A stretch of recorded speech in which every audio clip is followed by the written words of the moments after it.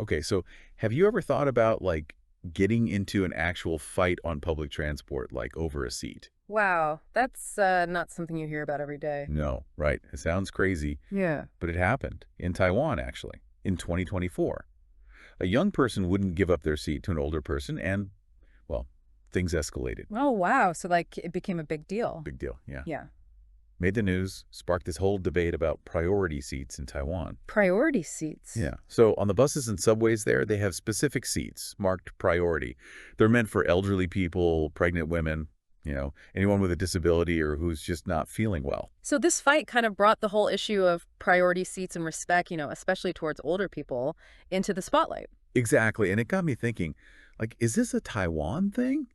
Or do different cultures just view giving up seats totally differently? That's a really interesting question. And to explore it, we're actually going to be looking at some observations from Pastor Lumoff. Okay, I've heard of him. Yeah, he wrote this really insightful article in the Christian Tribune, like right after that whole incident. He talked about how even elementary school textbooks in Taiwan are like incorporating discussions about priority seats now. Wow, really? So they're having kids think critically about this stuff from a young age? Pretty much. Some kids in these textbooks think it's okay to sit in the priority seats because they're kids, while others say they would give up their seat if someone needed it more. It's like a reflection of how educational approaches have shifted over time. You mean like how older generations were often taught clear-cut rules about respecting elders, no questions asked, while younger generations are encouraged to, think for themselves and make their own judgments? Exactly. It's fascinating. And it's not always obvious who might need a seat the most. I was reading that some of these textbooks even suggest getting a badge from like station staff to signal a need for priority seating. Oh, that's a good idea, especially for invisible disabilities or illnesses, right? Yeah, Where someone might really need a seat, but not look like they do. totally. It's making me think about how here in the West, we don't really see dedicated priority seats as much. Have you noticed that? Yeah, now that you mention it, it does seem like there's a difference. It makes you wonder if there's a bigger cultural thing going on, like a fundamental difference between East and West. Right. You could argue that maybe in Western cultures, with our focus on individualism, people see giving up a seat less as a social obligation and more as a personal choice. Yeah, that makes sense. Whereas in many Eastern cultures, especially in Asia, respect for elders is like ingrained. It's not just about family, it extends to society as a whole. Showing deference to older people is seen as a virtue, which could explain the whole priority seat thing.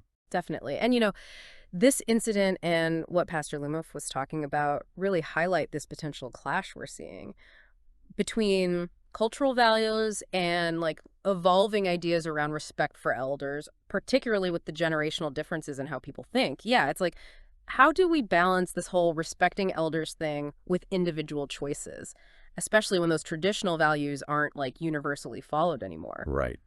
It's tricky. It feels like we need to find some common ground, some way to bridge those different viewpoints. What do you think? Well, if we're moving away from respecting elders as this absolute rule, especially with younger generations questioning it, we need something else to kind of step in. And I think in a society that's all about individual expression and critical thinking, tolerance and patience become even more important. Okay, I'm following you. But how do tolerance and patience actually play into all this? Give me an example. Let's go back to those priority seats. It used to be that respecting elders was just automatic, like a given. So when someone younger gave up their seat for an older person, it was this smooth, unspoken thing, right? Everyone was on the same page. But now it's more about individual judgment, figuring out who needs the seat more. And that's where things can get a little messy. Because not everyone's going to agree. Exactly. And that's where tolerance and patience come in. Elderly people might need to be okay with the fact that not everyone's going to jump up and offer them a seat. And younger people need to understand that choosing not to give up their seat might not go over well with everyone. It's about both sides being understanding, putting themselves in the other person's shoes. So it's about navigating those gray areas Yeah. where personal choices might clash with what society expects. Exactly. And this whole conversation brings us to another interesting layer, which is the Bible's perspective on respecting elders. There's that verse in Leviticus: "Rise in the presence of the aged, show respect for the elderly, and revere your God. I am the Lord." Seems pretty clear cut, right? Yeah, at first glance. But like, hmm how do we apply that literally today? We Yeah. can't exactly be standing up every time someone older gets on a crowded bus. Totally. That's where interpretation and considering the context become crucial. Following, it literally could backfire. Mhm. It might create more chaos than courtesy. So how do we take these ancient teachings and apply them to our modern world? It's not so straightforward. Right. Maybe it's about taking that core principle of respect and finding ways to show it that makes sense in our world today. Like, think about it. If you have a 30-year-old and a 70-year-old, both with like a really bad fever, who deserves that priority seat more? Good question. You're right. Age isn't always the only thing that matters. Maybe it's more about recognizing individual needs, being compassionate, and using good judgment instead of following rigid rules all the time. I think you're onto something. And this whole discussion is making me realize that maybe it's not just about the younger generation adapting. Oh, interesting. What do you mean? Well, I'm thinking maybe as we get older, we can't just expect the world to bend over backwards for us. It's on us to stay healthy and independent so we're better prepared to handle situations where, like, maybe we don't get offered a seat. Right. Taking responsibility for our own well-being. It's a two-way street, just like you said before. We've been focusing on tolerance and understanding, but what about when someone's clearly in the wrong? Like, they refuse to give up their seat to someone who obviously needs it more. Does tolerance mean we just let it slide? Oh, that's a great question. And it's an important one, especially for us as Christians. Tolerating different opinions doesn't mean we have to tolerate bad behavior. That's the tricky part. Where do we draw the line? How do we balance tolerance with doing what's right?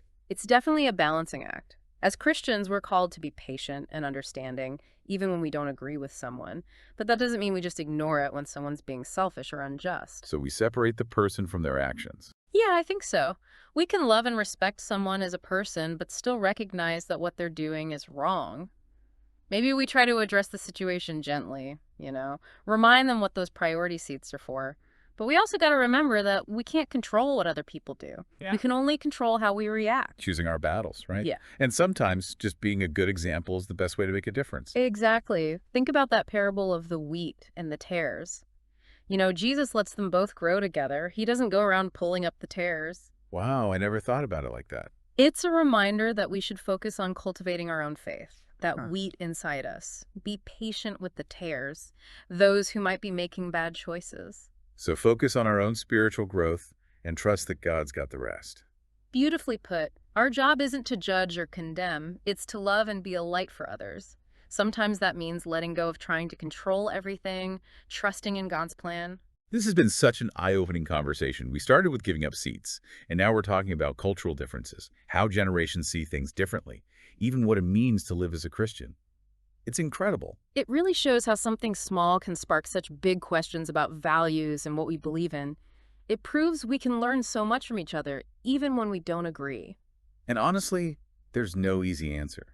There's no one solution for figuring out these complicated social situations. I agree. It's about accepting that there are different perspectives, talking to each other respectfully even when we disagree, and trying to show Christ's love in everything we do, even when it's tough and pushes our patience. This whole deep dive has been full of insights. So as we wrap this up, I want to ask you, the listener, how would you react in that priority seat scenario?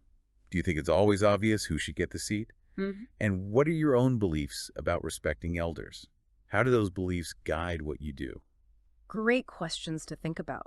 Take some time to reflect on those as you go about your day. Because sometimes the most powerful lessons come from those everyday moments that challenge us and help us grow, not just from classrooms or books. And remember, be open to learning, even from people who see things differently than you do.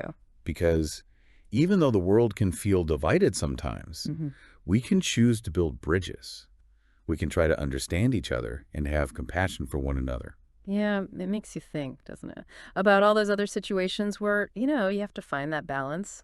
Being tolerant and compassionate, but also standing up for what's right. It's not always easy, is it? It's tough, especially in today's world, right?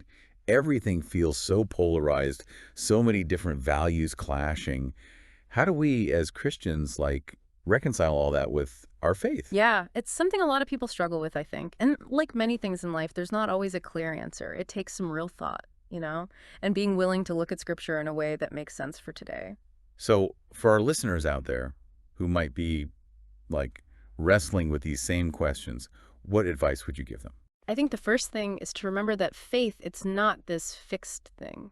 It changes and grows, just like we do, as the world around us changes. So it's like holding on to those core beliefs, but also being open to new ways of thinking, different perspectives. Exactly. And never forgetting that compassion and empathy, those are at the heart of being a Christian.